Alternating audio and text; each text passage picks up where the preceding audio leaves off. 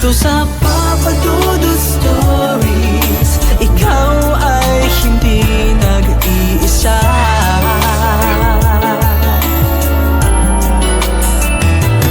Dito sa Papa Dudut Stories, may nagmamahal sa'yo. Papa Dudut Stories, Papa Dudut Stories,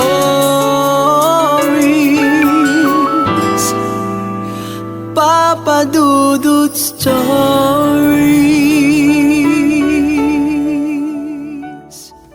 Para sa karamihan ay sadyang kay hirap ang magpatawad.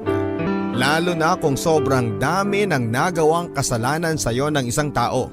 Pero may ilan mga kabarangay na hindi pa rin napapagod na gawin ito. Yung bang kahit na sobrang sakit ay nagagawa pa rin nilang magpatawad. Ngayong araw ay isang kabarangay natin ang maglalarawan ng tunay na kahalagahan ng pagpapatawad sa buhay. Sa mga kwento ng pag-ibig, buhay at pag-asa, dito lamang sa Barangay Love Stories. Dear Papa Dudut, matagal niyo na po akong listener. Kahit noong mga bata pa lamang ako ay ang istasyon niyo na ang pinakikinggan namin. Tawagin niyo po ako sa pangalang Aurelia. Bata pa lamang ako ay kinagisnan ko na laging wala sa aking tabi si Papa. Nagtatrabaho siya bilang mekaniko sa Saudi Arabia, Papa Dudut, habang pagtuturo naman ang trabaho ng aking ina. Tanging sa telepono ko lamang nakakausap ang aking ama at sa tuwing nakakausap ko siya ay laging pinapahawak sa akin ni Mama ang kanyang litrato. Parang nakasanayan ko na rin kahit papaano na si Mama lang ang magulang ko. Sa aming pagtulog ay tanging siya lang ang nagsisilbing comfort zone ko, lalo na sa tuwing hindi maganda ang panahon. Takot kasi ako sa kulog at kidlat at kapag yakap na ako ni Mama ay bahagyang nababawasan ang kaba sa aking dibdib. Wala kang dapat na ikatakot, anak. Andito lang si Mama mo sa tabi mo. Hanggang sa makatulog na lamang ako habang magkayakap kami ni Mama. At kahit nga wala ang aking ama sa aking paglaki ay masaya na rin ako kahit papaano at merong si Auntie Sally na nakakasama namin sa bahay. Sa kanilang magkakapatid kasi ay si Auntie Sally na lamang ang hindi nakapag-aasawa. Kaya mula noong magsipag-asawa na ang ilan sa mga kapatid nila ay napermi na lamang siya sa poder ni Mama. Pero inaamin ko, Papa Dudut, kahit na busog na ako kung tutuusin sa pagmamahal ng isang ina, ay hindi ko pa rin maiaali sa sarili ko ang mangulila sa presensya ng isang ama. Lalo na kapag nakakakita ako ng mag-ama kung saan-saan. Third year high school ako nang mabalitaan ko kay Mama na nalalapit nang umuwi si Papa. Magkahalong emosyon ang nararamdaman ko ng oras na yon, Papa Dudut. 5 years old pa lamang kasi ako nang huling uwi ni Papa. At kung sakasakali ay yon ang kauna-unahang uwi niya kung saan ako ay may muwang na. Tuloy ay hindi ako mapakali kakaisip sa kung paano ko siya haharapin pagdating niya.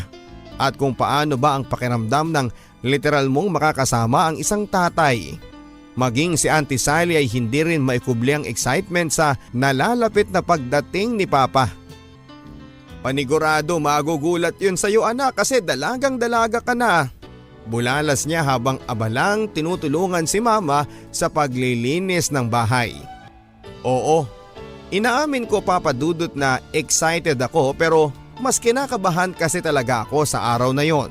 Kinabukasan ay maaga kaming gumayak upang salubungin si Papa sa airport. Kung gaano kasayang nagkukwentuhan sina Mama at Auntie Sally sa waiting area ay siya namang ikinatahimik ko. Makalipas ang ilang minuto ay nakita ko na nga sa personal ang aking ama. Nakakahanga lang na mas maputi pala siya ng kaunti sa larawan na madalas kong hawakan sa tuwing tumatawag siya. O anak, hindi mo ba yayakapin ang papa mo? Ani ni Mama nang mapansin niyang nakatulala lang ako kay Papa. Dalaga na pala itong anak ko. Pasensya ka na kung ngayon lang ulit ako nakauwi sa inyo ng mama mo, ha? Hindi bale. Susulitin natin ang bakasyon ko, nakangiting sabi sa akin ni Papa matapos naming magyakap. Pero kabaliktaran naman ang nangyari, Papa Dudut. Mula kasi nang umuwi si Papa ay sunod-sunod na ang dumating na bisita niya sa bahay. Kung hindi kumpare ay kasamahan niya dati sa sabungan. Napapansin ko rin ang madalas na pag-aaya nila sa kanyang lumabas, tuloy sa tuwing uuwi na siya ay lasing na. Ganon pa man ay nakikita ko naman kay Mama ang pangunawa niya kay Papa. Pero sa loob ko ay nakaramdam na ako ng tampo kay Papa. Maikli lang kasi kung tutuusin ang bakasyon ni Papa para bigyan pa niya ng panahon ng mga barkada niya. 2 araw bago ang alis ni Papa nang pangakuan niya akong lalabas kaming pamilya. Bukas na bukas, ipapasyal ko kayo ng mama mo sa mall. Bibilhin mo na rin yung anumang gusto mong sapatos. Nang mabatid niya ang pagtataka sa aking mukha ay muli siyang nagsalita. Nabanggit kasi sa akin ng mama mo ang pagkahilig mo sa rubber shoes. Kaya bibilhan ni Papa ang lahat ng magustuhan mong sapatos, anak. Masayang sabi niya sa akin. Bukod sa pangako niya, Papa Dudut, ay labis akong natuwa doon sa puntong ipapasyal kami ni Papa. Kahit papaano ay mararamdaman ko na rin ang bonding ng isang pamilya. Kaso ay nauwi naman sa wala ang pangakong yon ni Papa. Nabigo kasi siyang umuwi kinagabihan sa sobrang kalasingan. Masama ang loob ko dahil inagahan ko pa talaga ang magising para lang tapusin ang lahat ng assignments ko. Yun kasi ang palaging bilin sa akin ni Mama na sa tuwing may lakad kami ay lagi kong sisiguraduhin na tapos ko na ang lahat ng homework ko nang sa ganon ay wala na akong iisipin pa. Mag-aalas 5 na ng hapon ngunit wala pa rin si Papa. Wala na akong nagawa noon kundi ang umiyak na lamang sa sobrang inis. Umasa kasi talaga akong magiging masaya ang araw na yon para sa amin bilang pamilya. Pero nabigo lang ako, Papa Dudut, dahil hindi rin naman tinupad ni Papa ang pangako niya. Maging si Mama ay napapansin kong naiinis na rin sa aking ama. Pero sa kabila noon ay batid kong sinusubukan pa rin niyang maging mahinahon. Makalipas ang ilang minuto ay dumating na ang magaling kong ama, namumula at halatang nakainom na ang kanyang itsura. Pagdating niya ay tumahimik ang lahat, Papa Dudut. Saglit pang tumingin sa amin si Papa bago siya dumiretso sa kwarto nila ni Mama. Nang sundan siya ni Mama ay siya namang pag-aaya sa akin ni Auntie Sally sa labas dahil sa kinukutuban ako ng hindi maganda ay hindi naman ako sumang-ayon sa gustong mangyari ni Auntie Sally. Ikaw na lang ang mag-impake ng mga gamit ko para sa flight ko bukas. Dinig kong utos ni Papa kay Mama. Saka siya humiga sa kama na tila ba inaantok na. Magaling ka rin no. Mabuti pa pala yung mga barkada mo, sulit na sulit yung bakasyon mo. Samantalang kami ng anak mo. Ano na naman ba ito, Melba? Alam mo naman kapag ganitong nakakainom ako ay masakit ang ulo ko. Pasensya ka na kung ganun pala ha. Pinaasa mo lang kasi kami ng anak mo. Alam mo bang maaga pa siyang gumising at umaasa yung bata na ipapasyal mo kami sa mall ngayong araw, Abner. Pero anong nangyari? Itong kahuli-huli ang araw mo na nga lang sana ang ibabalato mo sa amin. Anong ginawa mo? Ibinigay mo pa rin sa barkada mo. Galit na sumbat ni Mama kay Papa. Saglit na natigilan ng aking ama sa nasabi ni Mama at inaasahan kong magsusorry siya pero nagkamali ako, Papa Dudut. Yun lang ba? Yun lang bang pinuputok ng butsi mo? Bukas na bukas. Iiwanan ko kayo ng pera. Samahan mo na lang siya sa mall pagkahatid niyo sa akin sa airport. Hindi pera mo ang kailangan namin ng anak mo kundi ang panahon mo. Wala kang ang kwentang asawa.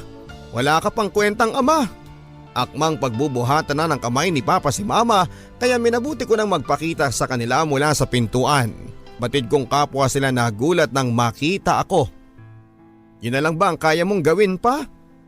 Ang saktan kami ni Mama, sana pala hindi ka na lang umuwi. Sana pala hindi ka na nagpakita sa amin. Umiiyak na sabi ko sa aking ama dahilan para mag-walk out siya. Mula noon, Papa Dudut, ay masama na ang loob ko sa aking ama para kasing hindi kami mahalaga ni Mama sa kanya. Pero gano'n na lamang ang gulat ko kinabukasan nang makita kong okay sila ng aking ina. Bahagya rin ako nainis nang makita kong pinagsisilbihan siya ni Mama sa hapagkainan. Gising ka na pala, Lia. Hala, buwaba ka na rito at masabayan mo ang papa mo. Hindi ko gusto yung ideyang makakaharap ko ang magaling kong ama sa almusal, Papa Dudut. Kaya dali-dali akong bumalik na ng aking kwarto. Narinig ko pang muli akong tinawag ni mama pero nagbingi-bingihan na lamang ako sa inis ko, Papa Dudut. Isa pa kasi sa kinakainis ko ay kung bakit tila ba gano'n na lamang kadali kay mama ang patawarin si papa. Sa aking pagbabalik sa kwarto ay narinig kong sinundan ako ni mama. Nakasimangot pa rin ako nang kausapin niya ako. Anak, huwag ka namang sanang ganyan sa papa mo. Nagkausap na kami anak at napatawad ko na ang papa mo. Mahinahong sabi ni mama habang hinahaplos ang aking balikat. Ganon na lang yung kadali ma. Tapos sasaktan niya lang tayo ulit? Kaya naman pala ang dali pala para sa kanyang saktan ka kasi nakikita niyang mahina ka ma. Nakikita niyang hindi mo siya kakayanin. At nakikita niyang hindi mo siya kayang tiisin. Unawain na lang natin siya anak. Tandaan mo sana tatay mo pa rin siya. Kahit para sa akin na lang anak, pansinin mo na siya. Ayokong nakikitang hindi kayo okay ng papa mo. Pagmamakaawa sa akin ni mama. At dahil nga sa awa ko kay mama ay pumayag na ako sa kagustuhan niya. Sinabayan ko si papa sa almusal bago namin siya ihatid sa airport. Kahit na magkaharap na kami noon ay hindi ko pa rin maiwasang mairita. Sa kilos kasi ni papa ay tila ba walang nangyari at tila ba hindi rin siya apektado sa aking asta. Nasa airport na kami nang abutan ako ni papa ng pera pero hindi ko tinanggap, Papa Dudut. Ayaw ko kasing isipin niyang ganun lang kadaling makuha ang loob ko. Makalipas ang ilang araw ay bahagyang bumalik na sa normal ang buhay namin sa bahay.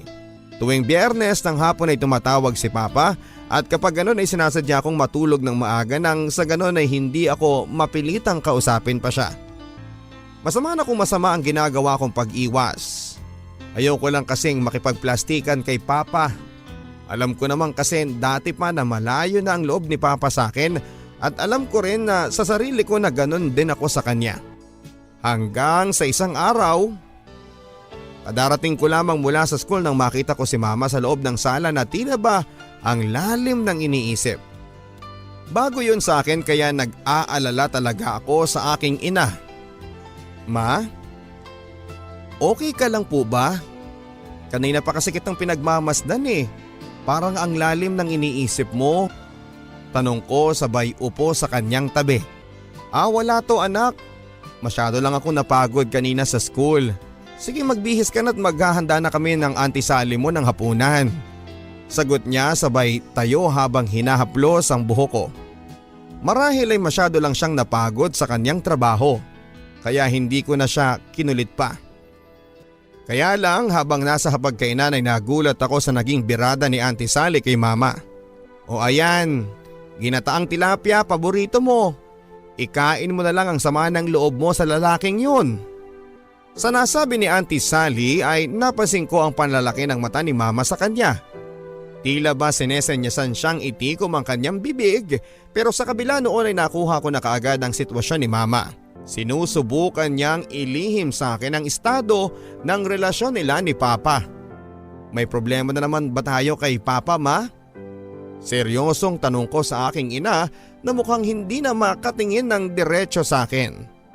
Hindi pa siya nakakasagot kaagad sa tanong ko kaya ibinaling ko kay Auntie Sally ang tingin ko. Ate, kailangan rin malaman ni Leah ang katotohanan. Hindi naman natin pwedeng ilihim sa kanya eh. Ang alin? Agad kong sabad. May kinakasama ng ibang babae ang tatay mo. Ang masakit niyan anak, matagal na pala sila. Maluhaluhang tugon ni mama. Hindi ko maipaliwanag ang puot na unting-unting namamayani sa dibdib ko, Papa Dudut. Kaya pala mangilan-ngilan lang kaming uwian ng walang hiya kong ama dahil sa may ibang babae siyang ibinabahay sa Pampanga. Mas madalas pa pala niyang uwian ang babae niya kesa sa amin na pamilya niya. Sa mga natuklasan ko, Papa Dudut, ay hindi ko maiwasang isumpa ang aking ama. Sa buong buhay ko kasi ay wala akong maalalang ginawa niyang mabuti sa akin. Sunod noon ay agad akong naawa kay mama. Parang hindi siya deserving na maloko. Kaya gustong gusto ko mang sumbatan si Papa ay hindi ko rin naman magawa dahil wala akong cellphone number niya. Makakayanan natin ito anak, kahit tayong dalawa na lang. Andiyan naman ang Auntie Sally mo eh. Bubusugin ka namin ng pagmamahal. Pinipilit pigilan ni mama ang kanyang luha. Kaya agad ko siyang niyaka para gumaan ang kanyang pakiramdam. Sa kabila ng pinagdaanan ng aming pamilya ay hindi ko hinayaang maapektuhan ang aking pag-aaral. Lahat ng makakaya ko ay ginagawa ko para maging proud si mama sa akin. Maligayang pagtatapos anak. Hindi mo lang alam kung gaano ako ka-proud sa iyo ngayon. Bati sa akin ni mama pagka-graduate ko ng high school. Para rin naman sa iyo ang lahat ng ito, ma. Nakangiting tugon ko sa kanya. Pagpasensyahan mo na sana itong mumunting regalo ni mama, ha? Nagulat na lamang ako nang isuot sa akin ni mama ang isang gintong kwintas. Letrang A ang pendant nito na nakadikit sa isang puso. Labis ako na sorpresa sa ganda ng regalo sa akin ni mama, kaya naman agad ko siyang nayakap. Suportado rin ako ni mama sa kursong gusto kong kunin, ang Hotel and Restaurant Tourism Management or HRTM. Frustration din kasi niyang maging chef noong bata pa siya bukod sa pagtuturo. Bilang ganti ay lalo kong inigihan ang pag-aaral ko sa pagkokolehiyo. Huwag kang sumuko anak ha, go lang ng go. Kapag natapos mo na yan ay magiging in demand ka sa ibang bansa. At malay mo, palaring kang makapangibang bansa balang araw. Pagpapalakas ng loob ni mama sa akin. Nang mapansin niyang pinangihinaan ako ng loob sa kurso ko. Kahit college na ako ay madalas pa rin akong tawagan ni mama para i-check ang araw ko. Wala rin siyang palya pagdating sa pag-aalaga ng mga meals ko. Ayaw ko nalilipasan ka ng gutom dyan anak ha. Dala mo ba yung reviewer mo? Pakicheck lang anak ha at baka nakalimutan mo. Laman ng text niya. Pagkabukas ko ng aking shoulder bag ay napangiti na lamang ako nang makita ko na nakabalot na sandwich at juice ang meron sa loob nito. Pasimple lang palang pinapatignan ni mama ang bag ko para makita ko ang sorpresang nilagay niya. Ikaw talaga ma, ginagawa mo pa rin akong bata eh. But anyway, thank you ma ha. Kahit siguro may sarili ka ng pamilya, ikaw pa rin ang baby ko anak. Hala sige at magsisimula na ang klase mo. Kainin mo yan ha, I love you. Ang sabi ni mama mula sa kabilang linya. Napakaswerte ko talaga sa aking ina Papadudut. Hindi siya nabibigong pangitiin ako kahit na hindi kami magkasama. Siya ang inspirasyon ko sa lahat-lahat ng pagsusumikap kong makapagtapos ng pag-aaral. Second year college na ako nang makilala ko si AA, short for Aaron. Transferi mula sa isang public university. Mula nang dumating siya sa class namin ay siya na ang madalas na naririnig ko. Maging mga professor nga namin ay hindi nakakaligtas sa kakulitan niya. Yung kakapaliwanag lang sa amin sa class, maya-maya ay tatanungin na naman niya. May sense rin naman na magsalita siya Papadudut. Yun nga lang sa unang tingin kasi ay mayayabangan ka talaga sa kanya. At tulad niya ang pinakaiinisang kong klase ng tao sa mundo, yung parang laging nagpapapansin. Hanggang sa minsang makasabayan ko siya sa paglabas ng school ay sinubukan ko talagang iwasan pero hindi ko din nagawa. Hey classmate tayo right? Nga pala. Agad na pagpapakilala niya na tinugunan ko lamang ng pagtango. Dahil sa may hawak akong books that time ay hindi ko na siya nagawang kamayan pa. If you want, sabay na tayo. Andun lang yung car ko. No, never mind. Makakauwi naman siguro ako nang hindi sumasabay sa'yo. Sarkastikong sagot ko. Hindi ko na napigilan ng sungitan siya Papadudut. Paano ba naman kasi pinairalan na naman niya ako ng kayabangan niya. Akmang bibilisan ko na ang lakad ko nang marinig kong bumulong siya. Sungit? Akala mo naman kagandahan? Sa narinig kong sinabi niya ay hindi ko na naiwasan ang mainis pa sa kanya. Hey Mr. AA, kahit naman siguro ako ang pinakamagandang babae dito, hindi pa rin ako papayag na sumabay sa'yo. Bagay nga sa'yo yung pangalan mo AA. At bakit naman? Pangaasar na tanong niya. Kasi puro ka aangas. Masyado kang mayabang. Iritadong sagot ko sa kanya, saka ako nagpatuloy sa aking paglalakad. Mula noon Papadudut ay hindi ko na muli pang kinausap si AA. Kapansin-pansin din ang pananahimik niya sa klase kapag dumarating ako. Nakakatuwa at nakakatawa lang ang ipinapakita niyang pagbabago. Pero kahit na ganoon ay ayoko pa rin makipagkaibigan sa isang katulad niya. Isang hapon kadarating ko mula sa school. Habang tinatanggal ko ang suot kong sapatos ay nanibago ako sa nakita kong sapatos ng lalaki na nasa pintuan namin. Tila ba may kaya ang may-ari at papasok na ako ng pintuan nang bumungad sa akin ang aking ama. Nakaupo siya sa sofa habang nag-uusap sila ni mama. Nadatnang ko ring hawak niya ang mga palad ng aking ina na tila ba nagkakaayos na sila.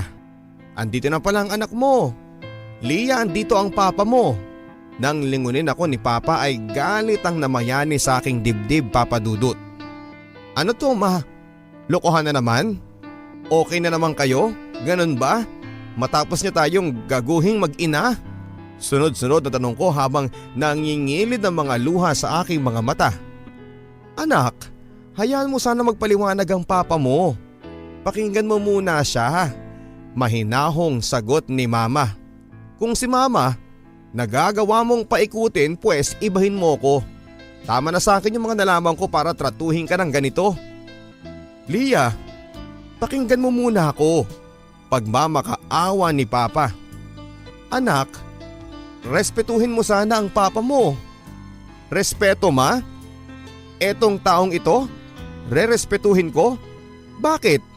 Nirespeto ba niya tayo? Nung ginagawa niyang mambabae?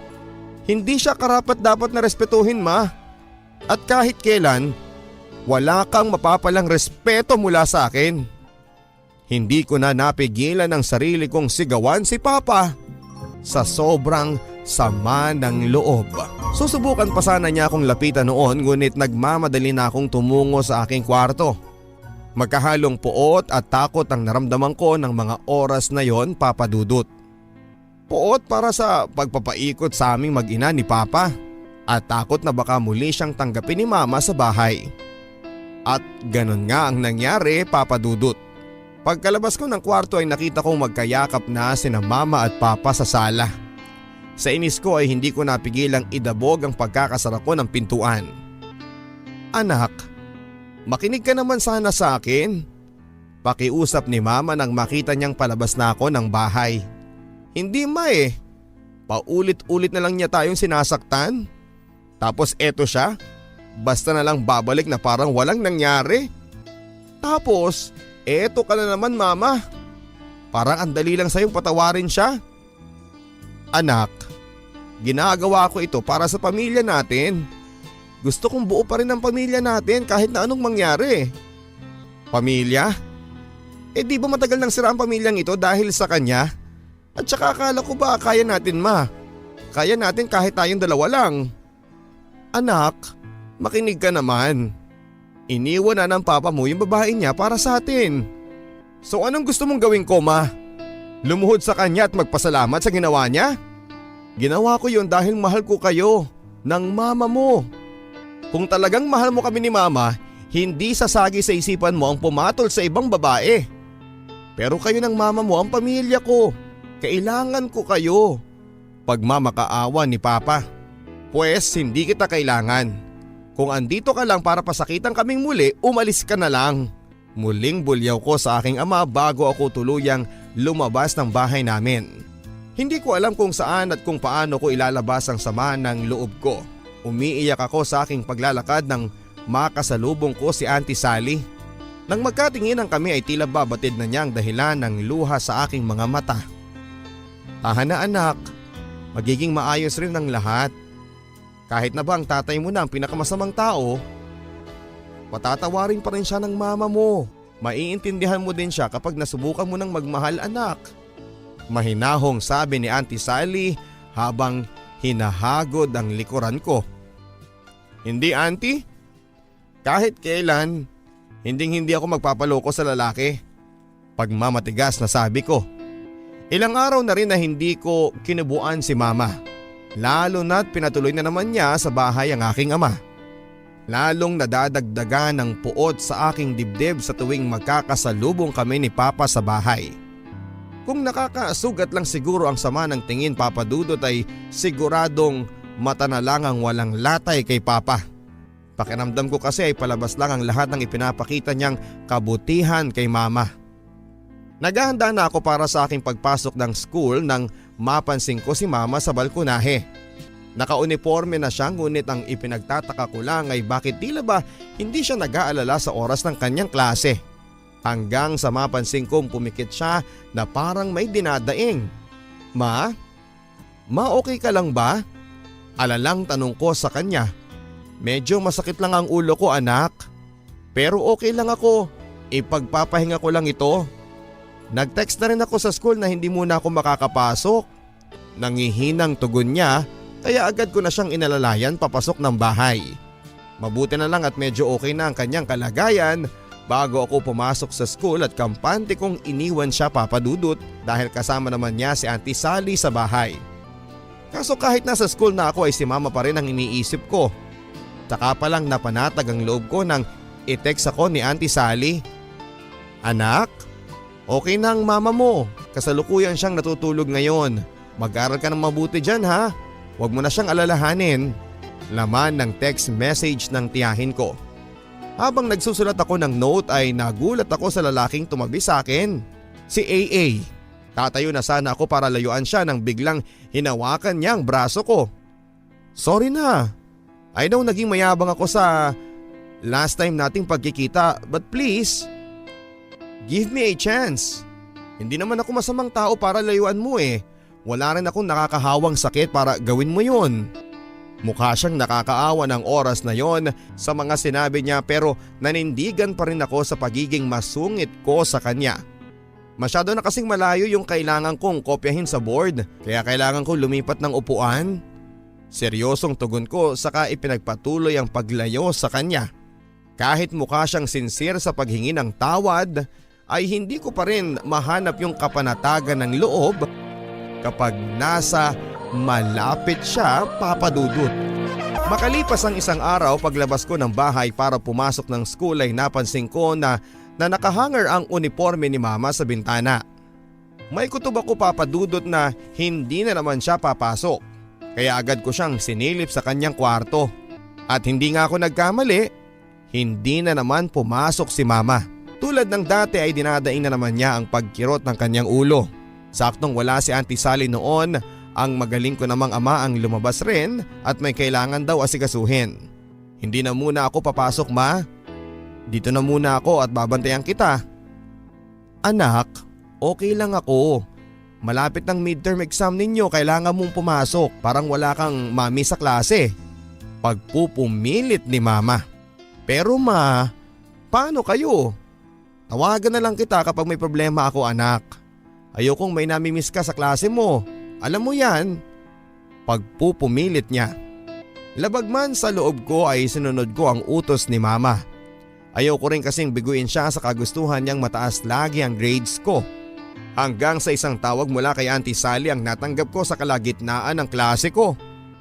Anak, tinakbo namin sa ospital ang mama mo. Bigla na lang kasi siyang hinimatay habang dumudugo ang kanyang ilong. Natataranta ang boses ni Auntie Sally sa kabilang linya kaya hindi ko rin maiwasan ang magulantang. Agad ako nag-excuse sa professor namin na kasalukuyang nagdi-discuss ng lesson namin. Papunta na ako sa highway para maghintay ng masasakyan ng may sumunod sa aking lumang kotse. Nang lingunin ko kung sino ang nagmamaneho ay nagulat ako nang makita ko si AA. Tara na, Lia. Alam kong hindi mo basta-basta iwanan ang klase mo nang walang dahilan. Kaya niya habang palingon-lingon sa daanan. No, magkukumit na lang ako. Ano ba kasing ginagawa mo dito ha? Iritang sagot ko. Para samahan ka. Kahit naman siguro ganito tong tsikot ko, kaya ka naman sigurong dalhin sa pupuntahan mo. Sumakay ka na kasi. Sige ka, aabutin ka pa ng ilang minuto sa kakahintay ng masasakyan. Pangungumbinsin niya habang sinusubukan niyang dahan-dahanin ang pagmamaneho. At dahil sa nag-aalala na talaga ako sa kalagayan ni Mama ay pumayag na lamang ako sa alok niya. Pumayag akong sumakay sa kotse niya, Papa Dudut, pero hindi ko pa rin masyadong iniimikan. Ang tanging naaalala ko na lang na nasabi ko sa kanya ay kung saang ospital ako pupunta. Kadarating lang namin sa ospital ay agad akong bumaba at tinungo ang kinakaroonan ni Mama. Agad akong sinalubong ng tiyahin ko na hindi pa rin napapawi ang mga luha sa kanyang mga mata. Nabanggit niya na kasalukuyan silang kinakausap ni Papa ng doktor at lumabas lamang siyang saglit upang salubungin ako. Pagkabalik namin sa isang silid ay agad kong nakita ang aking ama na tila ba hindi mapakali. Tila ba hindi niya nagustuhan ang mga sinabi ng doktor. Lia, ang mama mo anak ay brain tumor. Nanginginig na sabi sa akin ni Papa. Kinakalungkot ko iha pero totoo ang sinabi sa iyo ng papa mo. Matagal ko ng pasyente ang mama mo. Teka lang po. Ibig niyo pong sabihin matagal nang alam ni mama ang tungkol dito?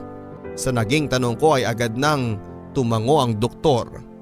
Marahil ay pinili niyang ilihim sa inyo para hindi kayo mag-alala. Pero believe me, I advise the patient to have an operation as soon as possible before it's too late. Sabihin mo sa amin, Dok, huli na ba ang lahat para kay mama? Agad napayuko ang doktor sa sunod na naging tanong ko. Stage 4 na ang kondisyon ng mama mo, iha. Higit 1 buwan na lang ang itatagal ng buhay niya. Halos gumuho ang mundo ko sa mga narinig ko, Papa Dudut. Maging si Auntie Sally pala ay wala ring ideya sa kalagayan ni mama. Tanging pag-iyak na lamang ang nagawa ko habang kayakap ang tiyahin ko at maging ang aking ama ay panay na rin ang iyak habang kaharap ang dingding sa loob ng silid. Lahat kami hirap na tanggapin ang katotohanan na ilang araw na lang naming makakasama si mama. Agad naming tinungo si mama sa silid na kinakaroonan niya. Doon ako humagulhol nang makita ko siyang himbing na himbing sa pagkakatulog. Habang umiiyak ako ay naramdaman ko ang paghaplos niya ng aking buhok at sinubukan niya akong patahanin. Man naman, bakit hindi mo sinabi sa akin na meron ka na palang nararamdaman? Ayokong nakikita kayong namumroblema dahil sa akin. Tahan na anak, ayokong nakikita kayong umiiyak o nahihirapan. Pero ma, ayaw ka rin namin mawala sa buhay namin. Sabad naman ni Papa, tanging ngiti lang ang naging tugon sa amin ni Mama. Hindi naging madali ang mga sumunod na araw para sa amin, Papa Dudut. Sa pakiramdam kasi namin anumang oras ay maaaring mawala sa amin si Mama. Hindi na rin namin siya inuwi mula sa ospital at kahit papaano kasi ay sinusubukan pa ng doktor ang pahabain ang buhay niya. Nadagdagan pa ang problema namin nang aminin sa akin ni Papa na ubos na ang ipon niya. Hindi na rin daw siya makakabalik ng Saudi dahil sa kasong kinakaharap ng kumpanya nila. Kaya ka pala bumalik sa amin ni Mama dahil wala ka na? Sumbat ko sa aking ama. Lia, iha, isang tabi mo muna yung galit mo kay Papa mo. Ang importante ngayon, magtulungan muna tayo kung saan makakakuha ng pera para sa kakailanganin ng mama mo. Mahinahong sabi naman ni Auntie Sally. Mabuti na lamang at kahit papaano ay nakakalikom ang tiyahin ko ng tulong mula sa iba pa nilang kapatid. Pauwi na ako ng bahay para kumuha ng mga damit nang makatanggap ako ng text mula kay Auntie Sally. Anak, may pinabibili ang doktor na gamot na kailangan mong maituro kay mama mo. Hindi man klaro ang text niya ay batid kong kinukulang na naman ang perang hawak si Auntie Sally. Hanggang sa mapansin ko ang kwintas na suot ko. Ang kwintas na regalo sa akin ni Mama noong graduation ko noong high school. Labagman sa aking kalooban, Papa Dudut, ay agad kong dinala sa sanglaan ang kwintas at nagbabaka sakaling makakatulong ang halagang mapagsasanlaan nito. Ganon na lamang ang gulat ko nang umabot sa 25,000 pesos ang halagang katumbas ng kwintas sa sanglaan. Malinaw na ginastosan talaga ni Mama ang maipangreregalo niya sa akin. Kahit papaano ay nagamit ko ring unti-unti sa pangangailangan ni Mama yung pera. Pero hindi pa rin may aalis sa akin ang takot, Papa Dudut. Parang hindi ko nakikita ang buhay ko na hindi kasama si Mama. Anak, gusto ko sana kapag wala na ako ay maging maayos na ang lahat sa inyo ng Papa mo. Ikaw naman pa, ipangako mo sa akin na kahit wala na ako ay hindi mo pababayaan ang anak ko. Agad na tumango si Papa bilang tugon kay Mama. Sally, maraming salamat ha kasi lagi ka nandyan para sa aming mag-ina. Kapag wala na ako sana, hindi ka pa rin mapagod na gabayan si Lia. Umiiyak na si Auntie Sally habang hawak nito ang kamay ni Mama. Ma, wag mo sana akong iiwanan. Hindi ko kakayanin kapag nawala ka. Umiiyak na pakiusap ko sa aking ina. Hindi ko kayo iiwanan anak. Kahit nasa kabilang buhay na ako, palagi ko pa rin kayong babantayan. Kaya huwag ka sanang malungkot anak. Mahal na mahal kita. Nanghihinang sabi niya. Agad ko siyang niyakap Papa Dudut. Gusto ko kasi kahit na sa huling sandali ng buhay ni Mama ay ako ang kayakap niya. Batid naming nagpapaalam na talaga si Mama sa amin ng mga sandaling yon. Nakita ko rin kasing isa-isang pumapasok ang mga nurse at doktor niya at ilang sandali pa'y huminga na siya ng malalim saka siya pumikit. Kinabahan na rin ako nang biglang humigpit ang pagkakahawak sa akin ni Mama. Pagkapikit niya ay siya namang pagluwag ng pagkakahawak niya sa akin. Pagkapikit ng kanyang mga mata, Papa Dudut, ay saka naman umugo ang tunog ng flatline mula sa makinang nakakonekta sa kanya. Noong oras na yon ay umalingaw-ngaw na ang pag-iyak naming tatlo habang pinagmamasdan si Mama. Hindi naging madali ang sumunod na araw para sa akin.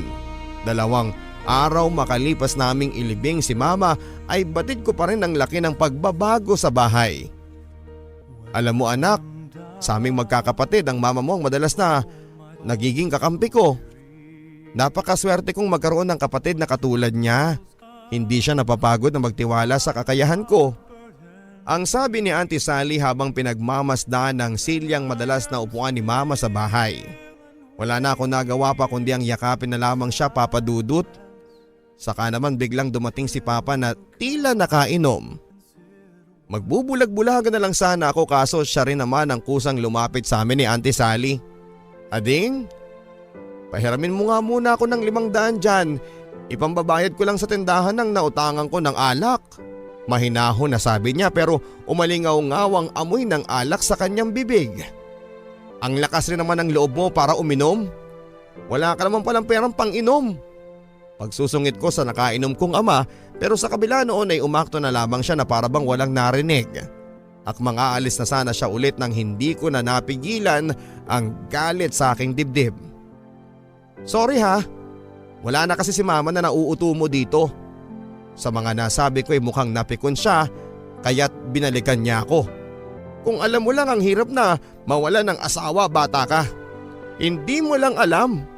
Kaya ako umiinom ay para maibsan tong sakit na nararamdaman ko sa dibdib ko. Mahal na mahal ko ang mama mo kahit na nagawa mo siyang lokohin? Kahit na nang babae ka? Pagmamahal ba yun para sa'yo? Hindi mo ko naiintindihan, Lia.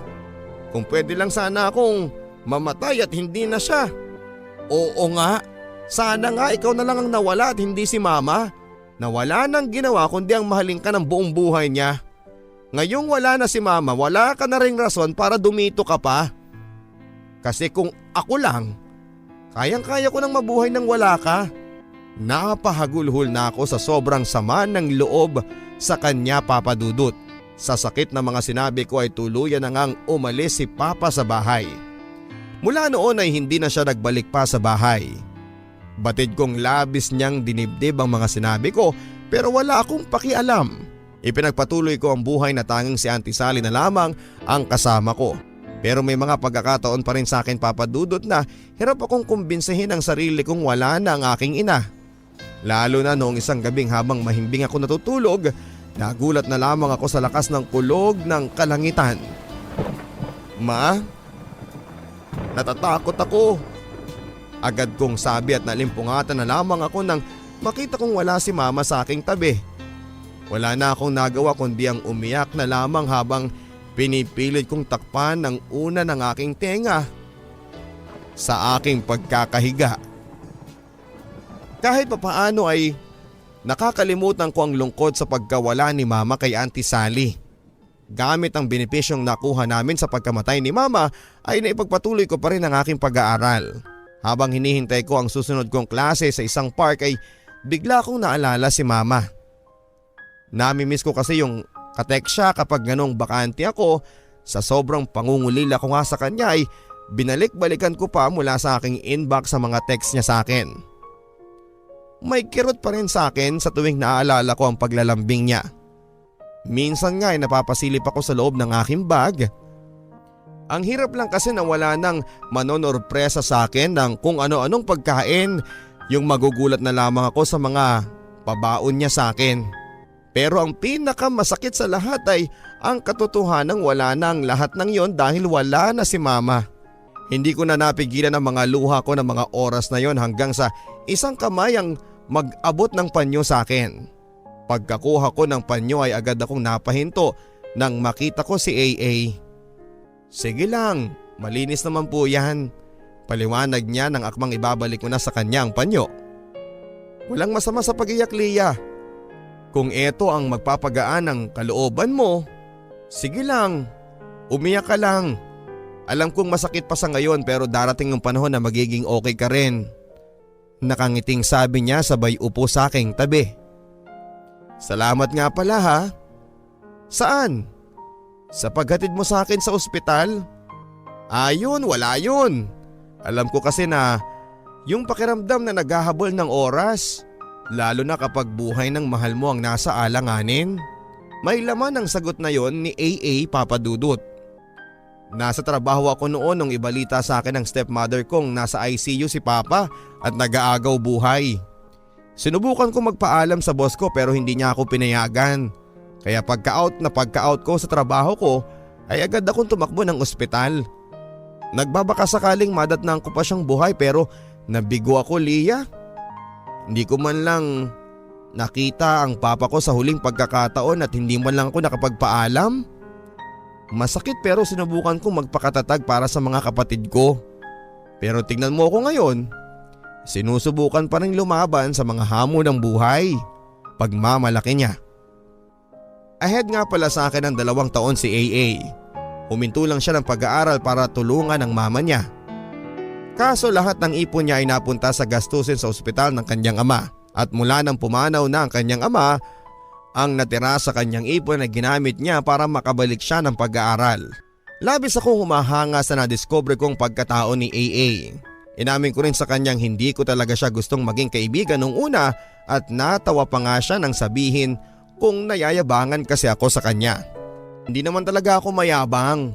Masayahin lang kasi talaga akong tao. Hindi ba ganoon naman kadalasan ng mga tao ngayon? Kung sino pa yung may mapait na nakaraan, sila pa yung nagbibigay saya sa ibang tao. At saka hindi kasi ako yung taong palamukmok. Kapag ganun kasi mas lalo ko lang naalala yung papa ko. May punto naman siya, Papa Dudut. Nakakalungkot nga naman ang pagmumukmok.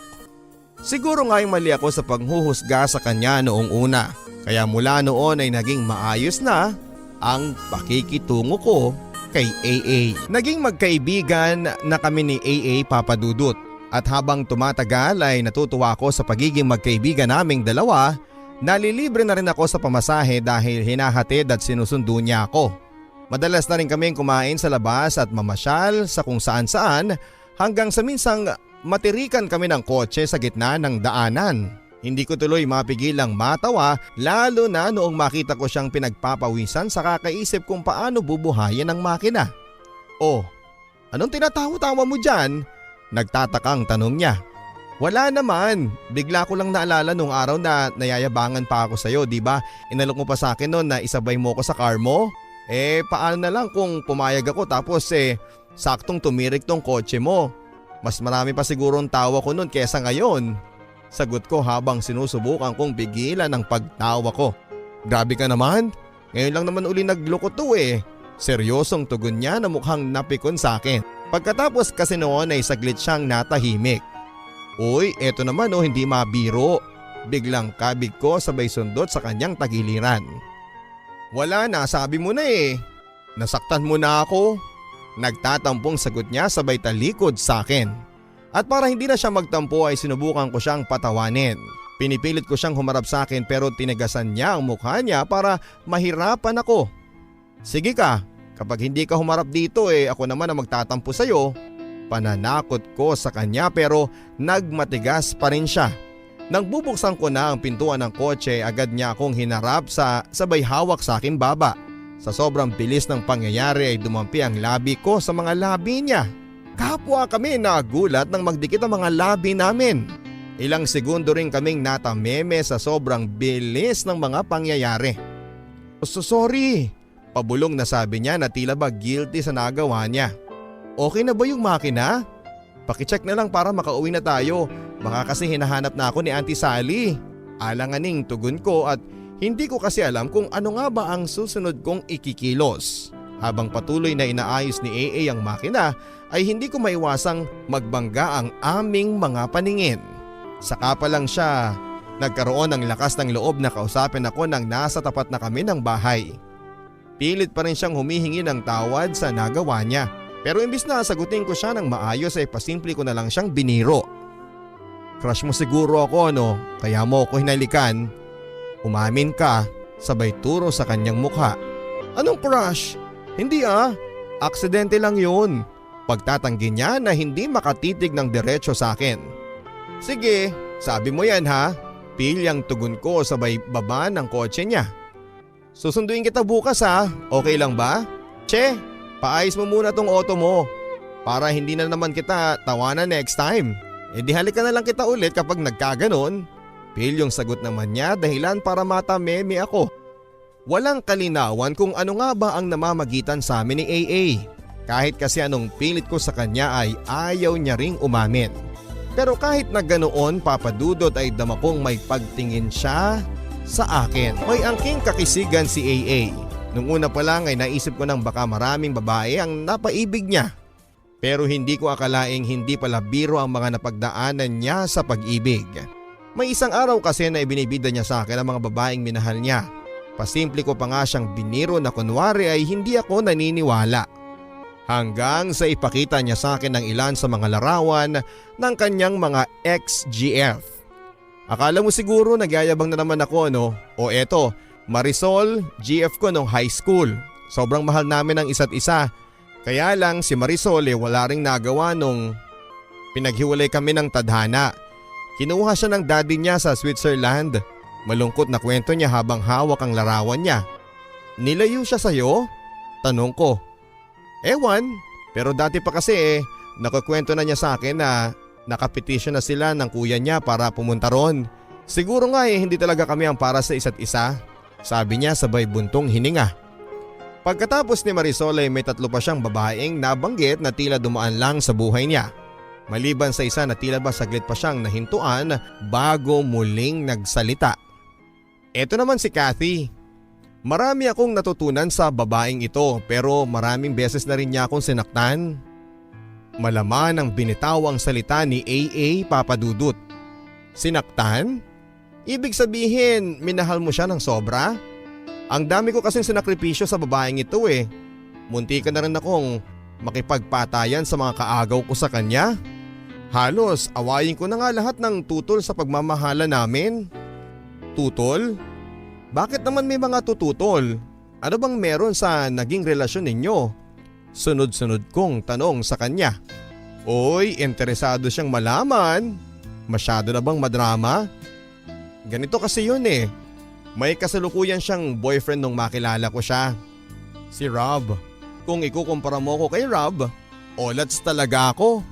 Mas gwapo yun kasi aminado naman talaga ako pero kalakip ng pagiging mas gwapo niya ay ang pagiging lapitin niya sa mga babae. Madalas pa ngang matsambahan ko si Kathy na makitang problemado. Minsan umiiyak pa ng dahil kay Rob. Ang pinaka hindi niya nakayanan ay ang pakikipaghiwalay sa kanya ni Rob. Mula noon ay hindi ko na siya tinantanan hanggang sa nahulog na kami sa isa't isa. Nagtagal din yung relasyon namin ng higit 1 taon. May nangyari na nga sa amin Hindi ko maiwasang matawa sa mga narinig ko. Hindi ka na virgin? Yay! Lalaki lang ako, Lia. Natutokso din. Pero kahit na ganoon ay hindi naman nagbago ang pagtingin ko sa kanya. Kahit na hindi ako nakauna sa kanya. Minahal ko pa rin siya at pinaglaban kahit sa mismong ex niya na si Rob.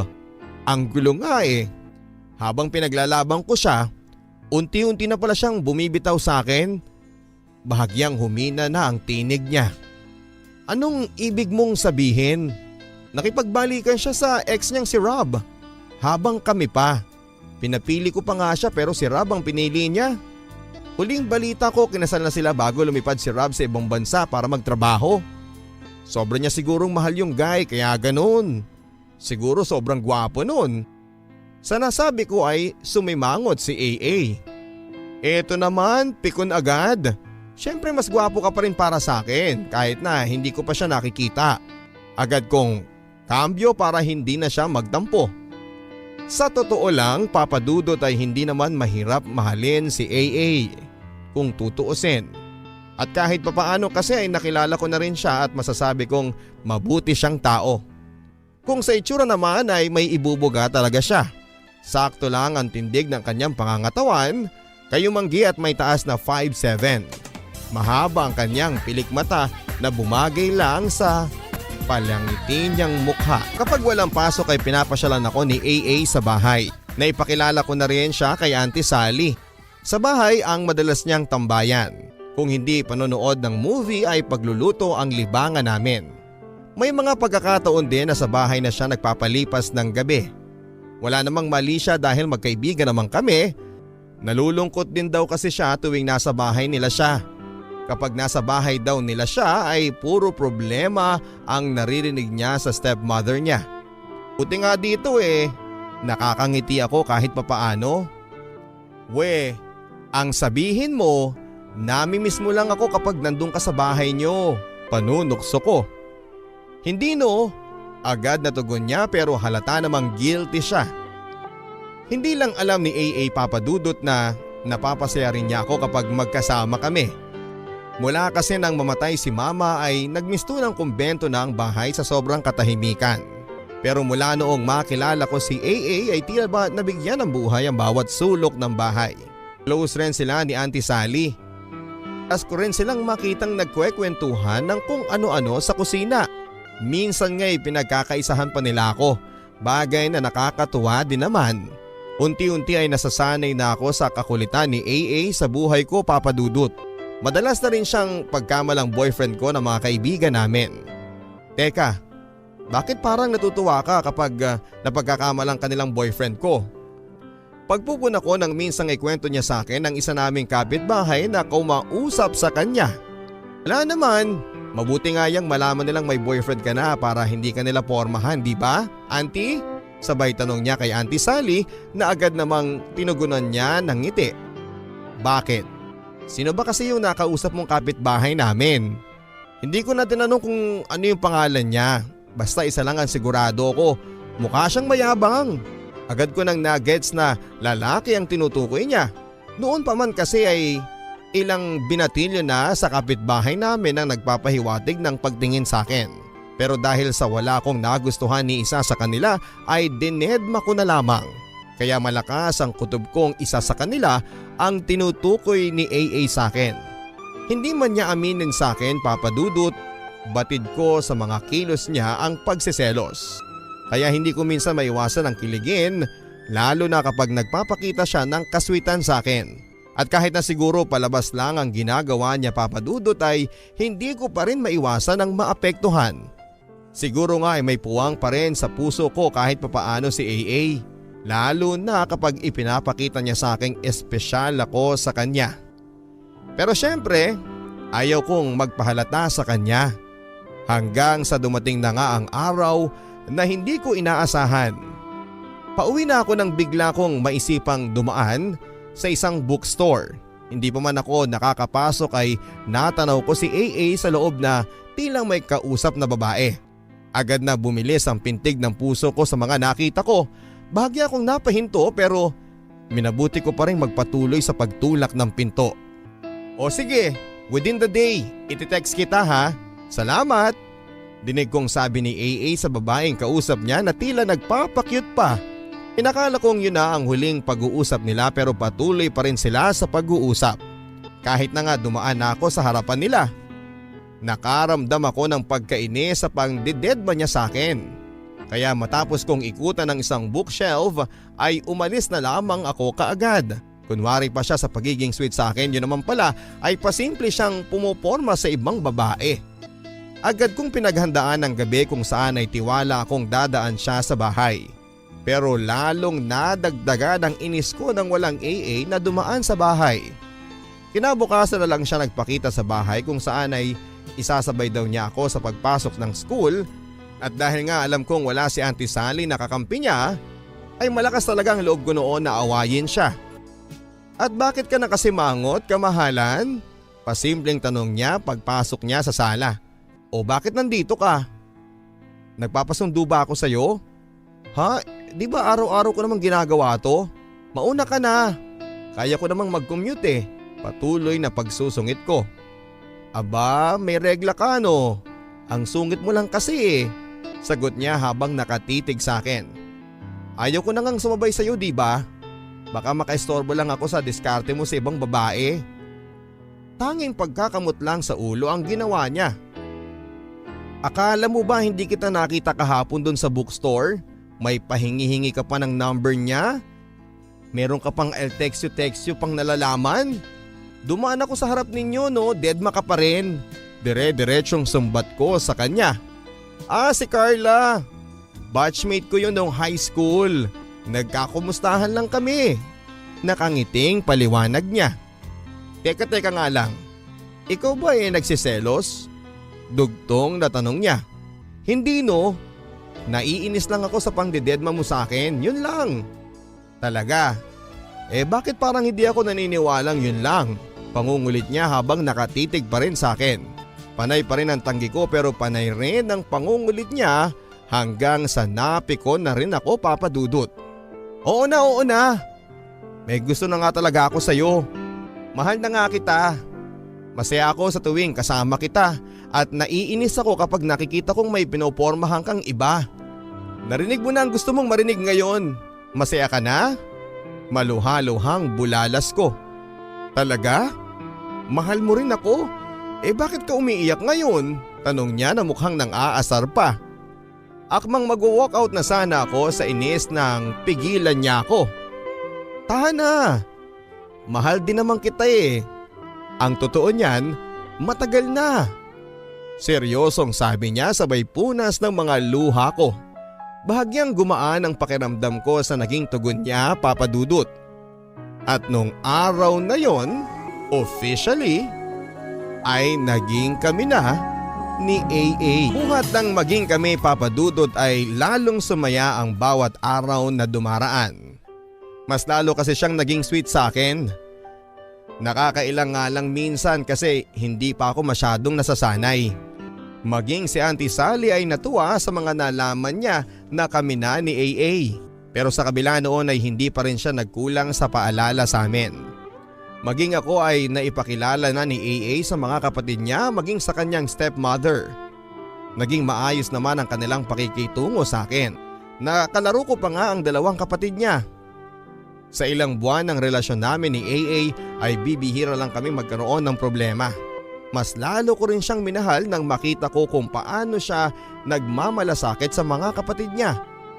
Naisipan niya kasing ibenta na lang ang kotse niya makatulong lang sa pag-aaral nila. Mabuti na nga lang at may nagkagusto pa rin sa sasakyan ko no? Kahit third hand na nga kung tutuusin. Pero mabuti na rin yun. Isipin ko na lang na makakatulong ako sa mga kapatid ko kahit papaano. Aniya na tila may bahid lungkot pa rin sa kanyang mukha. Napamahal na rin daw kasi sa kanya ang kotse niya kahit na medyo may kalumaan na. Kakauwi ko lang mula sa palengke nang magpaalam si Auntie Sally sa akin. Kailangan niya raw kasing puntahan ng isa ko pang tiyahin para tulungan sa bukid nila. Wala namang kaso sa akin noon kasi bakasyon na. Kaya kinahaponan din noon ay inihatid namin siya ni AA sa paradahan. So paano ba yan? Habang wala si Auntie Sally ako na munang bahala sa iyo ha? Nakangiting tanong sa akin ni AA sa harapan ng tiyahin ko. Oo anak, babalik naman ako after siguro ng anihan. Basta kapag may problema ha, tawagan niyo lang ako. Ang bili ni Auntie Sally bago siya tuluyang sumakay, Papa Dudut. Mula noon ay si AA nga ang naging katuwang ko sa bahay. At dahil bakasyon ay wala kaming ginawa kundi ang manood ng movie, nakakatawa lang na parang kaming mag-asawa kung tutuusin. Nutulungan kasi niya ako sa lahat ng gawaing bahay tulad ng paghuhugas ng pinggan, paglilinis ng bahay at maging sa paglalaba. Habang abala si AA sa pagmamap ng balkon ay naisipan ko siyang gawa ng merienda.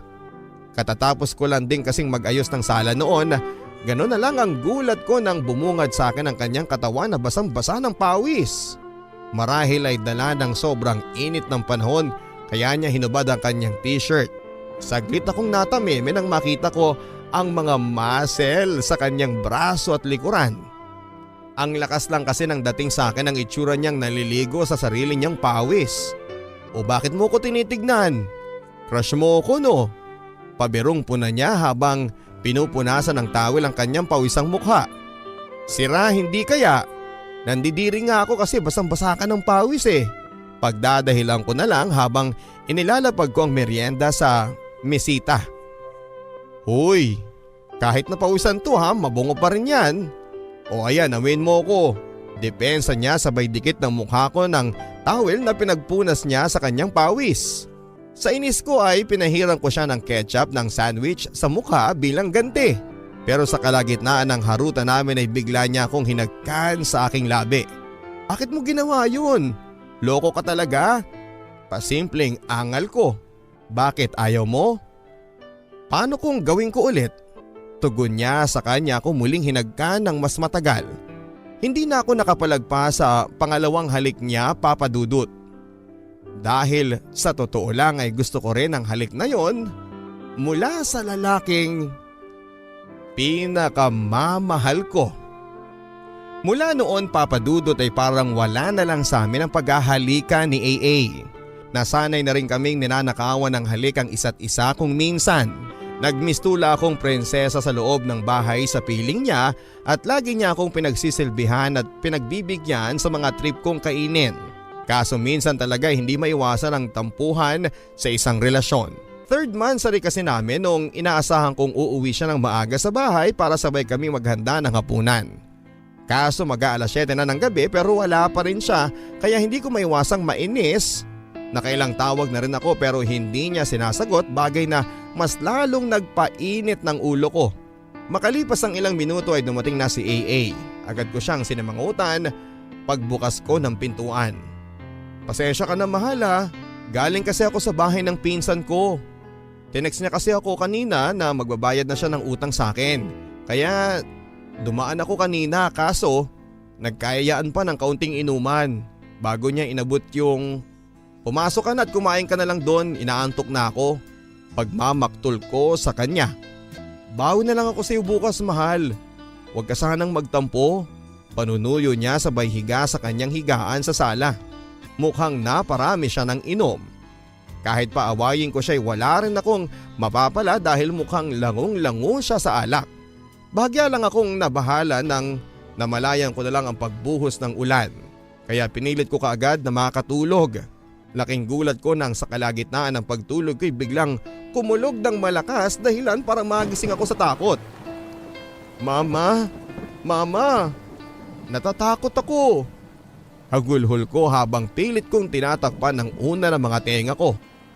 Nagulat na lamang ako, Papa Dudut, nang may brasong yumakap sa akin. Inaakala ko pa nung una na nananaginip lang ako na ang nakayakap sa akin ay ang aking ina hanggang sa magsalita siya. Tahan na. Andito lang ako mahal. Huwag ka nang matakot. Hindi kita iiwanan. Tinig na pabulong na sabi ni AA. Unti-unting nawala ang takot sa aking dibdib sa pagkayakap niya sa akin. Nang harapin ko siya ay kitang-kita ko sa kanyang mga mata ang labis na pag-aalala. Andito lang ako mahal. Andito lang ako lagi para sa iyo. Aniya sa kanya ko muling niyakap. Yakap na nasundan ng maalab na halik.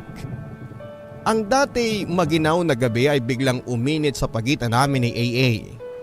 Naging malikot ang kanyang mga kamay. Noong una ay may pagtutol mula sa akin. Pero nang magpumilit siya ay wala na rin akong nagawa pa. Tila ba katawagan ko na mismo ang nagsabing magpaubaya na lamang sa mga gusto niyang gawin. Naging mahina ako sa pinuntahan ng mga kamay niya hanggang sa namalayan ko na lamang ang sarili kong tinutulungan siyang tanggalin ang saplot ko sa katawan. Para ako nanlambot sa tigas ng kanyang katawan na dumikit sa aking katawan, Papa Dudut. Kasabay ng kinabukasan, pagising ko ay bumungad sa akin ang napakaamong mukha ni AA na himbing sa pagkakatulog. Saka pa lang siya nagising nang haggan ko ang kanyang pisngi. Nagtatampo pa rin ako sa iyo. Patampong paglalambing ko. Napangiti na lamang siya habang sinusubukan niyang abutin ang kanyang pantalon mula sa sahig. Muli akong nainis ng tila dinedma lang niya ang sentimiento ko at dahil doon ay tinalikuran ko na lamang siya, Papa Dudut. Iiyak na sana ako sa sobrang inis nang maramdaman ko ang pagyakap niya sa aking likuran. Huwag ka nang magtampo, mahal ko. Ang mabuti pa ay pakasalan mo na lang kaya ako. Aniya sabay pakita sa akin ng isang singsing sa loob ng asul na kahon. Yung luhang para sana sa sama ng loob ay napalitan ng luha sa sobrang kaligayahan, Papa Dudut. Will you marry me, Leah? Muling tanong niya nang harapin ko siya. Oo naman, tanging naisagot ko saka ko siya niyakap ng mahigpit. Walang pagsidla ng kaligayahang naramdaman ko nang isuot niya sa akin ang singsing, Papa Dudut. Bilang isang babae ay wala nang masasaya pa sa pakiramdam na ayain ka ng lalaking pinakamamahal mo ng kasal. Maging si Auntie Sally ay natuwa nang ibalita namin sa kanyang tungkol sa plano naming pagpapakasal. Pero anak, kung hindi mo mamasamain ay maaari bang saka nyo na lang planuhin ang kasal pagkatapos nyong mag-aral? Total ay 1 taon na lang naman ang kailangan ninyong hintayin. Ang pakiusap ni Auntie Sally na sinuklian lang namin pareho ng ngiti ni AA. Yun naman po talaga ang plano namin, Auntie. Kaya wag po kayong mag-alala. Tugod ni AA. Makalipas ang ilang buwan ay inanunsyo sa amin ng aming advisor ang tungkol sa aming pag-OJT. Bukod sa sikat na hotel sa Maynila, ay isa pa sa ino-offer ng school sa inyo ay for your internship ay sa Amerika. Pero kung sa Amerika ang pipiliin ninyo ay kakailanganin nyo ng malaking budget. Pag-aanunsyo ng aming professor. Bigla kong naalala si Mama at ang pangarap niya para sa akin. Ang makarating sa ibang bansa at makilala bilang pinakamagaling na chef. Natigilan na lamang ako nang biglang hawakan ni AA ang mga kamay ko. Naalala mo na naman ba ang mama mo at ang mga pangarap niya sa'yo? Nakangiting tanong niya. Piliin mo sa Amerika, mahal. Pagkakataon mo na ito. Sigurado akong kung nabubuhay ang mama mo ay pareho kami nang sasabihin sa'yo. Hindi na siguro. Sa Maynila na lang ako kung saan kasama kita. Malungkot na tugon ko. Okay lang ako, mahal. Gawin mo ito para sa mga pangarap ninyo ng mama mo. Pangungumbinsin niya sa akin. Maging si Auntie Sally ay nais din na sa Amerika ang piliin ko. Nang banggitin ko sa kanyang tungkol sa kakailanganing halaga ay kampante siyang ngumiti naman sa akin. Siguro panahon na para ibigay ko sa iyo ang matagal ng ipon ng mama mo. Ibinili niya sa akin na itago ko lang yon para sa iyo. Naluha na lamang ako sa mga sinabi sa akin ng tiyahin ko, Papa Dudut. Kung mayayakap ko lang sana si mama ng mga oras na yon. Namangha din ako sa kabutihan ni Auntie Sally bilang kapatid sa aking ina. Di ko inakalang may iniwan palang ipon si mama para sa kinabukasan ko. Kakayanin natin ito. Lagi pa rin tayong magtatawagan. Pagpapaalam sa akin ni AA. Hati pa rin ang emosyon ko sa pagbitaw ng kamay niya sa airport, Papa Dudut. Yun kasi ang kauna-unahang pagkakataon na magkakalayo kami ni AA. Baon ng kaba at pag-aalinlangan ay natuloy ang flight ko papunta sa Amerika. Labis akong nalungkot sa unang linggo namin sa Amerika. Hindi ko din maiwasan ang maiyak sa tuwing makakausap ko si AA sa telepono. Naging mahirap ang unang buwan ko dahil kinailangan naming mag-adjust ng mga kaklase ko at may kasungitan ng may-ari ng resort kung saan kami naroon. Mabuti na lamang at mabait kahit papaano ang Pilipinong manager namin, si Sir Robert. Isang araw habang abala ako sa paghahanda ng ilan sa mga menu ay bigla akong nakaramdam ng pagkahilo. Kaya sandali akong umupo para magpahinga. Miss, are you okay? Here, take this. Nagulat na lamang ako nang narinig ko ang tinig ni Sir Robert. Naalok niya ako ng candy para maibsan ang hilong nararamdaman ko. Okay lang po ako, sir. Pagdadahilan ko habang pinipilit ko ang sarili kong magmukhang maayos sa kanyang paningin. Kung nahihirapan ka, just tell me. Pwede ka namang mag-break muna, no pressure. Nakangiting sabi niya. Kahit papaano sa pamamagitan ni Sir Robert ay naging magaan ang lahat ng trainings ko. Tuwing matatapos ang training namin ay lagi kong tinatawagan si AA sa Pilipinas upang makumusta sila ni Auntie Sally. Hindi ko pa rin maiwasan ang malungkot sa tuwing matatapos na kaming mag-usap. Huwag mong isipin yon. Mahal ka nun. Napangiti na lamang ako nang muli ay si Sir Robert na naman ang nasa likuran ko. Sorry ha, nakukulitan ka na ba sa akin? Ay hindi naman po sir, Robert na lang. Tapos na ang duty mo kaya hindi mo na ako dapat sinesir pa. Care for coffee? Medyo hindi ko na kasi kinakayang lamig dito eh. Paanyaya niya na pinaunlakan ko na lamang. Hindi ko akalain na yun na rin pala ang simula ng pagiging magkaibigan namin ni Robert. Noon na rin niya nabanggit sa akin na married na siya pero komplikado raw ang pagsasama nila na mag-asawa. Mabuti na rin yung malayo ko sa kanya. Less stress, pabirong sabi niya. Nabanggit ko na rin sa kanya ang relasyon namin ni AA. Madalas kong mapansin kay Robert na pilit niyang iniiba ang topic namin kapag si AA ang binabanggit ko. Marahil ay ayaw lang niya na napag-uusapan ng tungkol sa love life ng may love life. Kaso hindi nagtagal ay may napupunan na ako kay Robert. Tila sinasadya na kasi niyang maging malapit sa akin. Madalas din niya akong ayain kumain kung saan-saan. Kung wala nga lang asawa ay iisipin kong nanliligaw siya papadudot. Habang tumatagal ako sa Amerika ay para bang unti-unti na rin akong nasasanay na malayo kami sa isa't isa ni AA. Hindi ko nga lang maiwasan ang balungkot sa tuwing hindi niya nasasagot ang mga tawag ko. Nagkaroon na rin kami ng kaunting pagtatalo patungkol sa oras sa isa't isa. Lagi kasing nagsasalungat ang bakanting oras namin. Mangilan-ngilan na rin kaming nakakapagkwentuhan. Kung hindi niya nasasagot ang tawag, minsan naman ay nagmamadali siyang makipag-usap sa akin. Hanggang sa may makita kong isang post ng kaklase namin sa Facebook at parang nasa isang okasyon ng grupo nila kung saan ay kasama nila si AA. Tumaas ang isang kilay ko sa gulat nang makita ko ang ilan sa mga larawan kung saan ay may kasama silang babae. May isa kasi sa kanilang guest ang nahagip ng kanilang kamera. Pamilyar sa akin ang mukha ng babaeng yon, papadudot. Hanggang sa kusa ko ring naalala kung sino siya. Walang iba kundi si Kathy.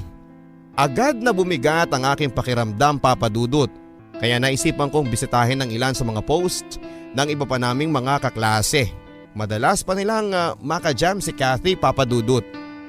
Batid ko yon dahil mukhang kuha sa iba't ibang lugar ang mga larawan na kasama nila si Kathy. Agad kong sinend kay AA ang mga larawang nakita ko at agad ko rin siyang dinerecho sa sobrang sama ng loob. Ano ha? Umamin ka na kasi, nagkabalikan na ba kayo? Nagngingit-ngit na tanong ko sa kanya sa telepono. Wala ka bang tiwala sa akin? Magkaibigan lang kami, that's all. Pagtataas ng boses niya sa akin. Hindi ako naniniwala sa iyo. Umiiyak na tugon ko, saka ko siya binagsakan ng telepono. Napahagulhol na lamang ako sa sobrang bigat ng nararamdaman ko at kung pwede lang akong lumipad ng Pilipinas. Kung sana ganun lang kadali, papadudot. Ginawa ko na sana. Habang umiiyak ako sa aking kwarto ay nakatanggap ako ng tawag mula kay Robert. Pansin niya ang tinig kong umiiyak at kahit papaano ay gumaan ang pakiramdam ko nang agad niya akong pinuntahan. May hinala kasi ako nagbalikan na sila ng ex niya. Para akong batang nagsusumbong noon kay Robert. Tama na yan. Mabuti pa isamahan na lang kita na maglibang. Pagkakalma niya sa akin.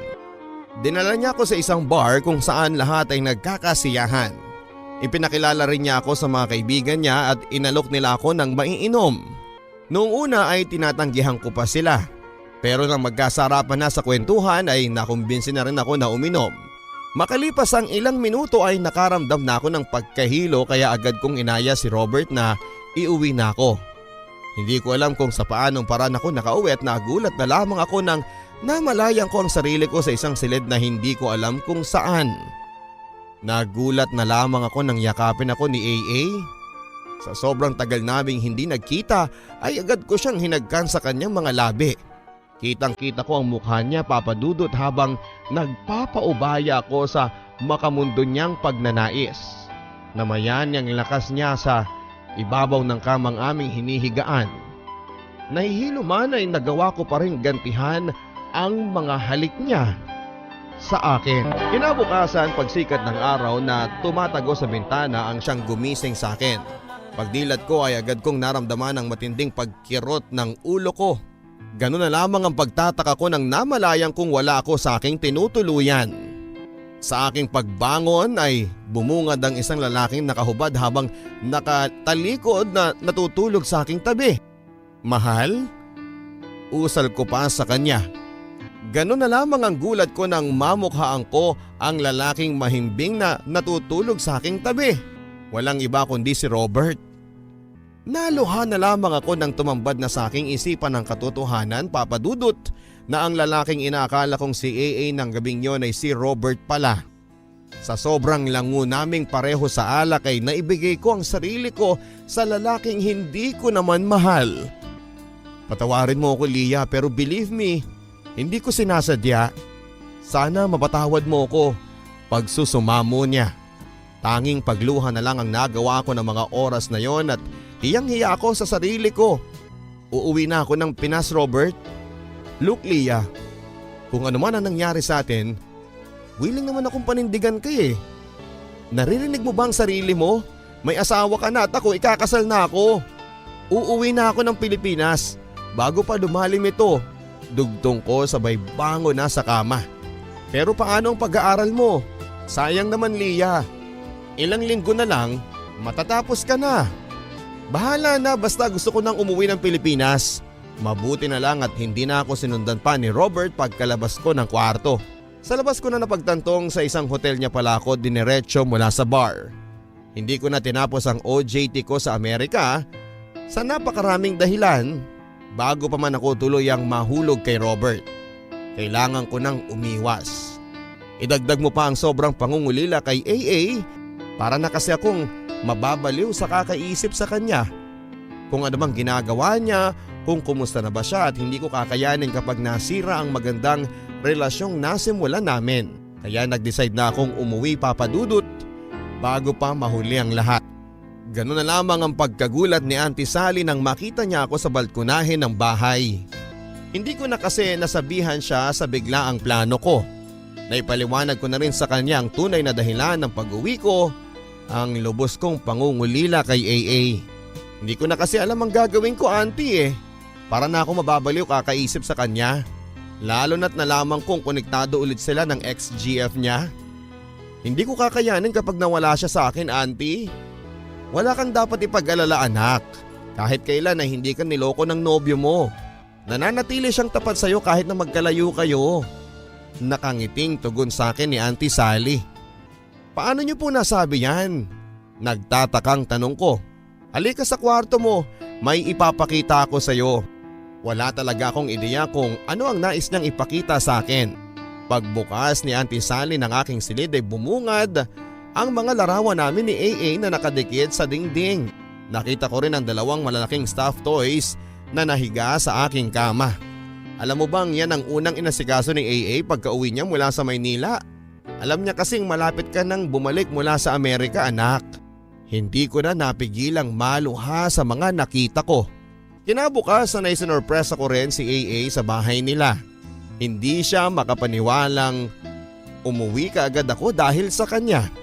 Lahat ng lungkot at pangungulilang naipon sa aking dibdib ay kusang nawala na nang magkayakap na kami ni AA. Panay din ang halik niya sa akin sa sobrang tuwa niya sa muli naming pagkikita. Nakakatuwa lang na kahit na hindi pa kami kinakasal ni AA ay nagmistulang kaming honeymooners sa sobrang naming kaswitan. Naging mainit din ang gabi namin ni AA at batid namin ang sobrang pananabik sa bawat isa. Sa pagbabalik ko, Papa Dudut, ay naliwanagan ang mga matagal nang bumabagabag sa aking isipan. Nakwento na rin niya sa aking lahat ng kailangan kong malaman. Totoo ngang nagbalik si Kathy sa buhay niya. Naging malapit silang magkaibigan, maging ang ilan sa mga classmate daw namin ay kinaibigan niya. Hindi niya raw akalaing pakana ni Kathy ang lahat ng yon dahil gusto niyang makipagbalikan kay AA. Dineretso ko na siya na hindi na kami tulad ng dati na babalikan lang niya ako kapag hindi na sila okay ni Rob. Tinapat ko na siya na may GF na ako na mahal ko. At sa katunayan ay hindi ko lang siya basta GF kako kundi fiancé. Nakangiting kwento niya habang hinahagkan niya ang kamay kong hawak-hawak niya. Kinikilig ako sa kwento niya sa akin. Nagkamali pala ako sa akala kong nagkakamabutihan na sila. Bahagya din akong nakonsensya nang maalala ko ang tungkol sa nangyari sa amin ni Robert at hindi ako dapat nagpadala sa mga hinala ko, Papa Dudut. At dahil nga sa mga natuklasan ko ay napag-usapan na namin ni AA ang pagpapakasal sa lalong madaling panahon. Agad namang sinang-ayunan ni Auntie Sally ang desisyon namin. Nagkaroon lang ng kaunting problema sa stepmother ni AA. Inaalala niya kasi ang pag-aaral ng mga kapatid ni AA. Kaya naman ipinangako namin kahit mag-asawa na kami at magkakaroon na ng sariling pamilya si AA ay hindi pa rin namin pababayaan ang mga kapatid niya. 2 linggo din naming pinagplanuhan ang papalapit naming pagpapakasal. Labis ang kasiyahan ko nang pasyalan kami ng ilan sa mga nakasama kong nag-OJT sa Amerika. Friend, may ibibigay pala kami sa'yo. Sabi ng isang kaklase ko sabay abot sa akin ng isang kahon. Nang buksan ko ito ay isang picture frame ang nakalagay at bumilis ang pintig ng aking puso nang makita ko ang group picture namin kasama si Robert sa larawan na nakalagay sa frame. Tingnan mo nga naman, small world. Dinig kong sabi ni AA habang nakatitig sa frame na hawak ko. Small world? Nagtatakang tanong ko. Yan ba yung manager niyo doon? Siya si Robert, di ba? Nakangiting kwento niya. Kilala mo siya? Tanong ng isa pa naming kaklase. Siya si Rob. Remember na ikwento ko sa'yo, siya yung napangasawa ng ex kong si Kathy. Asensado naman pala yung lokong yan, no? Sa gulat ko ay tila ba huminto ang mundo ko, Papa Dudut. Parang hindi ko kasi alam kung paano tatanggapin ang lahat ng mga narinig ko. Na ang lalaking minsang nakagalaw sa akin ay ang asawa pala ng babaeng lubos na kinakainisan ko. Ang babaeng kamuntikan ng umagaw sa lalaking pinakamamahal kong si AA. Kasunod noon ay bigla na lang akong nakaramdam ng pagkahilo. Umalingaw-ngaw na sa aking pandinig ang boses ng mga kaklase kong nag-aalala sa akin. Namalayan ko pang isinakay nila ako sa tricycle bago ako tuluyang nakatulog. Pagkagising ko ay nakangiting mukha ni AA ang bumungad sa akin. Nasaan ako? Anong ginagawa ko dito? Nangihinang tanong ko. Don't worry mahal, you're okay. Pareho kayong okay na. Sagot niya. Nang mabatid niya ang pagtataka sa aking mukha ay muli siyang nagsalita. Buntis ka mahal. Ikaw ha? Sobrang advance ng regalo mo sa akin. Punong-puno ng kagalakan ang ngiti ni AA habang hawak ang aking kamay, Papa Dudut. Nakangiti ako noon pero sa loob-loob ko ay naguguluhan ako. Hindi ko kasi alam kung si Robert ba o AA ang ama ng dinadala ko. June 28 taong 2013, Papa Dudut ay matagumpay na naganap ang pag-iisang dibdib namin ni AA. Halos lahat ng dumalo ay naging masaya para sa amin. Nagdadalang tao man ay ipinagpatuloy ko pa rin ang pag-aaral ko at nauna nga lang na nakapagtapos si AA sa akin dahil sa mga behinds ko. Pansamantala muna akong huminto sa aking pag-aaral. Pero ipinangako ko kay Auntie Sally na pagkapanganak ko ay sisikapin kong makabalik sa pag-aaral. Kabuanan ko na kasi noon kaya kinakailangan kong pumirmi na lamang muna sa bahay. Isang araw habang nagtutupi ako ng damit ay napansin ko ang hindi mapakaling si AA. Panay kasi ang paroon at parito niya sa aming kwarto. Parang meron siyang gustong sabihin sa akin na hindi ko maintindihan kung ano. Hanggang sa hindi rin siya nakatiis. Pagkaupo niya sa aking tabi ay napansin ko ang luha sa kanyang mga mata. May problema ba mahal? Teka, bakit ka umiiyak dyan? Alalang tanong ko. Ilang sandali pa ipinakita niya sa akin ang laman ng chat sa kanya ni Kathy. Isinusumbong nito kay AA ang nangyari sa amin ng asawa niyang si Robert. Nabasa ko ring inaaway niya si AA sa chat at pinakiusapan niya itong tantanan na kaming mag-asawa. Bakit hindi mo siya tanungin kung totoo sinasabi ko? Huling chat ni Kathy sa kanya. Sa mga nabasa ko ay tila ba umakyat lahat ng dugo ko sa aking ulo.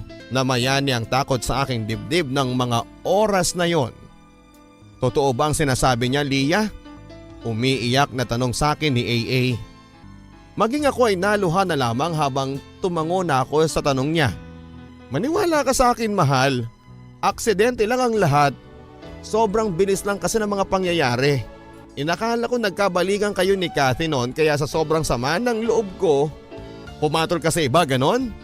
Ano na ba ako kasama sa paningin mo, Leah? Sa tingin mo magagawa ko yun?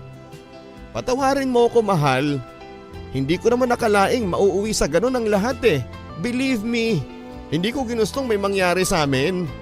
Umahagulhol na ako sa pagpapaliwanag ko habang pilit kong hinahawakan ng mga kamay niya. Sobra akong nahirapan nang mag-walkout siya, Papa Dudut. Sinubukan ko siyang habulin ngunit hindi ko kinaya. Anak, si Leah dinudugo na. Tulungan mo ko, dalhin natin siya sa ospital. Dinig kong panaghoy ni Auntie Sally kay AA, kaya agad akong binuhat ng aking asawa para maitakbo sa ospital. Hindi ko na namalayan ang sumunod na mga nangyari at pagkagising ko ay namalayan ko ang isang sanggol sa aking tabi. Ang sarap ng tulog ni baby, mahal oh. Naipanganak mo na siya via C-section. Pareho kasing nalagay sa alanganin ang kondisyon ninyo kanina. Malumanay na sabi sa akin ni AA habang hinahaplos ang braso ni baby. Tungkol dun sa kanina, mahal, sana mapatawad mo ko. Nangihinang sabi ko. Okay na ako, mahal. Dala lang yun ang galit kanina. Panatag na ako ngayon kasi tingnan mo oh, kamukhang kamukha ko si baby. Ang mahalaga ngayon ay ang pamilyang nabuo natin, mahal. Kalimutan na natin ang lahat ng mga mapapait na mga nakaraan. Hindi pa naman huli ang lahat para magsimulang muli. Kahit kailan naman ay hindi masisira ni naman ang pag-ibig na meron ako para sa iyo. Sinserong sabi ni AA sabay halik sa aking mga kamay. Keith Catherine ang ipinangalan namin kay Baby Papa Dudut. Mula nga noon ay nagsimula na kaming muli ni AA. Laking gulat ko na magkaroon ako ng hindi inaasahang bisita sa ospital, si Papa. Noong una ay hindi ko pa alam kung sa paanong paraan ko siya pakikitunguhan. Huwag ka sanang magagalit, mahala, pero ako na nagpupunta sa papa mo. Tatay na rin ako ngayon kaya nauunawaan ko ang nararamdaman niya tungkol sa'yo. Ang pakiramdam ng isang ama. Lahat tayo, mahal, ay may karapatang magbago. Kaya sana mapatawad mo na ang papa mo. Pakiusap sa akin ni AA.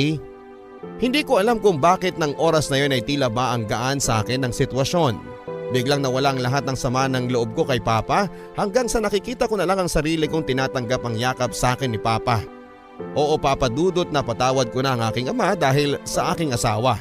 Mula nang mapatawad ko si Papa ay tila ba nawala na ang lahat ng galit ko sa aking nakaraan. Dama kong sa ginawa kong pagtanggap muli sa aking ama ay hindi lang si AA ang napasaya ko kundi ang maging ang aking ina sa kalangitan. Mula noon ay dine-active na rin ni AA ang Facebook naming dalawa. Ayaw na kasi niyang nakikipag-ugnayan pa kami sa kung sino man mula sa nakaraan. Makalipas ang isang taon ay natapos na rin ang aking pag-aaral. Sa ngayon ay nasa California kami, Papa Dudut, at sinubukan ko kasing mag-apply online at sa awa naman ng Diyos ay pinalad akong matanggap bilang isa sa mga chef ng isang hotel and casino rito. Habang si Auntie Sally naman, Papa Dudut, ang siyang nagbabantay sa aming anak na si Casey. Pinagtutulungan namin ni AA na magpatapos ng mga kapatid niya. Maraming salamat po sa inyong napakasikat na programa at sana'y pala rin din na mabasa itong kwento ng aking buhay at pag-ibig. Pinagsumikapan ko talagang tapusin ito nang sa ganoon ay ma-email ko na po sa inyo. Hindi ko man mapakinggan ng live ay sigurado akong makakapag-download sa pamamagitan ng inyong Barangay Love Stories Podcast. Hangad ko ang patuloy na pamamayagpag ng inyong istasyon na numero 1 sa aming puso. Lalo na sa aming mga OFW. Once again, thank you at sana ay marami akong na-inspire sa aking kwento. Lubos na gumagalang, Leah.